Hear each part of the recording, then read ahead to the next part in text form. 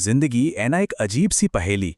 कभी कभी लगता है कि सब कुछ हमारे कंट्रोल में है, और फिर अगले ही पल ऐसा महसूस होता है जैसे रेत हाथों से फिसल रही हो। लेकिन क्या हो अगर मैं कहूं कि मन की शांति पाने का एक सदियों पुराना बहुत ही सीधा साधा रास्ता है, जो एक किसान की कहानी में छिपा है। चलिए आज मिलकर उसी कहानी के जरिए मन की शांति का वो रास्ता खोजते हैं। तो सवाल ये उठता है कि जब जिंदगी में ये उतार चढ़ाव आते हैं, जब हालात हमारे काबू से बाहर हो जाते हैं, तब हम खुद को शांत कैसे रखें। ये एक ऐसा सवाल है जो हम सब कभी ना कभी खुद से ज़रूर पूछते हैं। तो चलिए आज इसी का जवाब ढूंढने की कोशिश करते हैं।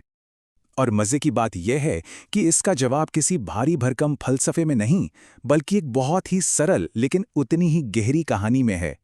ये कहानी है एक किसान की और उसके एक घोड़े की। एक ऐसे किसान की जिसने मानो जिंदगी की इस पहेली को सुलझा लिया था। तो कहानी कुछ ऐसी है। एक गांव में एक किसान रहता था जो अपनी गजब की शांति और ठहराव के लिए जाना जाता था। उसकी जिंदगी में चाहे कुछ भी हो जाए, अच्छा या बुरा, उसका एक ही जवाब होता था, जो होता है अच्छे के लिए होता है। तो होता यूं है कि एक दिन उसका इकलौता घोड़ा, जो उसकी कमाई का जरिया था, वो कहीं भाग जाता है। सारे गांव वाले उसके पास अफसोस जताने आए, अरे ये तो बहुत ही बुरा हुआ तुम्हारे साथ। पर किसान ने बड़े आराम से कहा, जो होता है अच्छे के लिए होता है। अब देखिए किस्मत का खेल। कुछ हफ्तों बाद वही घोड़ा वापस आ गया, और वो अकेला नहीं आया, अपने साथ जंगली घोड़ों का पूरा झुंड ले आया।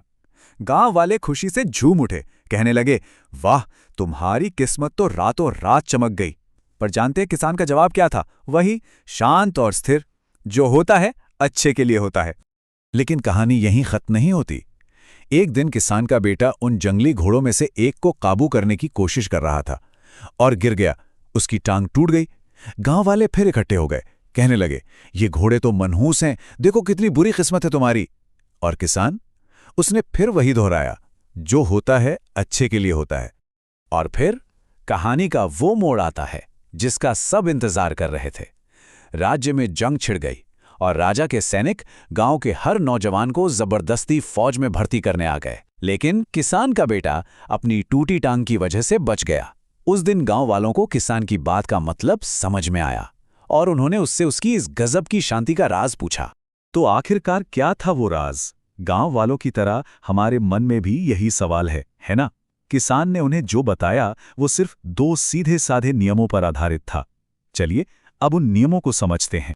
हाँ, सिर्फ दो नियम, और कमाल की बात यह है कि ये इतने आसान हैं कि इन्हें कोई भी अपनी जिंदगी में अपना सकता है। पहला नियम, लोग क्या कहेंगे इस पर ज्यादा ध्यान मत दो। और दूसरा नियम, किसी भी घटना पर तुरंत अच्छा या बुरा का लेबल मत लगाओ।